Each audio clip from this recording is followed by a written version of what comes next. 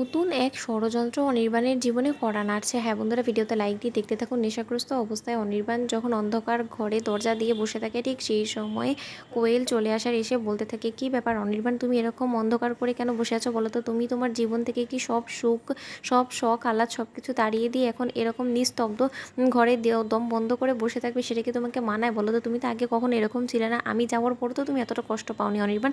তখন অনির্বাণ বলে থাকে যে কে? তখন কোয়েল বলতে থাকে, আমি সেই মানুষটা যাকে কিনা তুমি প্রথম ভালোবাসার কথা বলেছিলে, যাকে প্রথম তুমি আগলে ধরেছিলে, যাকে প্রথম তুমি ভালোবাসার কথা প্রকাশ করেছিলে অনির্বাণ, আমি সেই ব্যক্তি। তখন এই কথা বলা মাত্র অনির্বাণ নেশাগ্রস্ত অবস্থায় কোয়েলকে রায় ভেবে জড়িয়ে ধরে আর বলতে থাকে যে তুমি ওখানে কেন দাঁড়িয়ে আছো বলো তো? তুমি এখানে এসো, আমার সাথে বসো, আমার অনেক কথা তোমার কাছে বলার আছে, আমার অনেক ক্ষমা চাওয়ার আছে তোমার কাছে। আমি আমার সব ভুল স্বীকার করে তোমাকে নতুন করে আমার মতো করে আমি তোমাকে আগলে রাখবো। আমি আর কোনোদিনও তোমার চরিত্র নিয়ে আঙুল তুলবো না। তুমি প্লিজ আমার কথা বিশ্বাস করো রাই, একবার আমাকে ক্ষমা করে দাও। তখন এই কথা বলা মাত্র কোয়েল আর সত্যকার অর্থে নিজের পরিচয় না দিয়ে নিজের পরিচয় গোপন করে কোয়েল বলতে থাকে যে তুমি এরকম করে হাত জোর করে আমার কাছে যদি তুমি বারবার করে এরকম ক্ষমা চাও, তাহলে কিন্তু আমি এখান থেকে চলে যাব। তখন নেশাগ্রস্ত অনির্বাণ কোয়েলকে না চিনতে পেরে বলতে থাকে যে না, তুমি এখান থেকে কোথাও যাবে না আমাকে ছেড়ে। অনেকবার তোমাকে আমি যেতে দিয়েছি, কিন্তু এবার আর তুমি কোথাও আমাকে ছেড়ে যেতে পারবে না।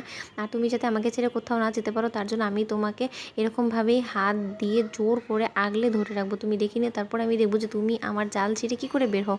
তখন একথা বলা মাত্র কোয়েল বলতে থাকে যে অনির্বাণ, হয়তোবা তুমি আমাকে ঠিক মতো করে এখনও পর্যন্ত চিনতে পারোনি, কিন্তু তারপরও তুমি যে আমার প্রতি এতটা ভালোবাসা আর আগ্রহ দেখিয়েছো, তাতেই আমি আমার মনের জোর ফিরে পেয়েছি। এবার আর কোথাও তোমাকে ছেড়ে আমি যাব না। একবার আমি আমার জীবনে দ্বিতীয়বার আমার জীবনটাকে গুছিয়ে নিয়ে আরেকজনের হাত ধরে যে ভুলটা করেছি, এবার আর আমি সেই ভুলটা মোটেও করবো না। কারণ আমি যখন আমার জীবনে আরও একটা সেকেন্ড চান্স পেয়েছি তোমাকে আঁকড়ে ধরে বাঁচার জন্য, এবার আর আমি কোনো মতে আমাদের দুজনের মধ্যে ফাটল ধরানোর জন্য তোমার ওই স্ত্রীকে মোটেও আমাদের মাঝখানে আসতে দিব না। এবার আমাদেরকে কেউ আলাদা করতে পারবে না। দেখে নিও অনির্বাণ, আমি এভাবে করেই তোমাকে সব সময় নিজের কাছে আগলে রাখবো, তুমি দেখিয়ে নিও। তখন একথা বলা মাত্র অনির্বাণ বলতে থাকে যে সত্যি বলছো, কোথাও যাবে না তো তুমি আমাকে ছেড়ে? তখন কোয়েল বলতে থাকে যে না, আমি কোথাও যাবো না। ওদিকে আড়াল থেকে দাঁড়িয়ে অনির্বাণের মা অনির্বাণের বাবাকে বলতে থাকে, দেখেছো তো কী করে কোয়েল খুব সহজেই আমাদের অনিটাকে নিজের মতো করে সামলে নিল। এরকমটাকে আমরা পারছিলাম বলো? এতক্ষণ চেষ্টা করা সত্ত্বেও তো আমরা কোনো মতে অনিকে কন্ট্রোল করতে পারিনি। তখন একথা বলা মাত্র অনির্বাণের বাবা বলতে থাকে যে সোহিনী, তুমি ভুল করছো। ও কিন্তু কোয়েলকে ভালোবাসার কথাগুলো বলছে না, কোয়েলকে আঁকড়ে ধরে বাঁচার কথা ভাবছে না। ও